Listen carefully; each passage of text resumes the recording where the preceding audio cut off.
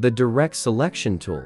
This tool is used to select and adjust or reshape path of shapes, which they have all kind of difference point called anchor point that allow manipulation. Step 1. To select the Direct Selection tool, go to the toolbar menu or press A on your keyboard. Step 2. Click on any of the anchor points and resize or adjust the shape to any form or shape of your choice.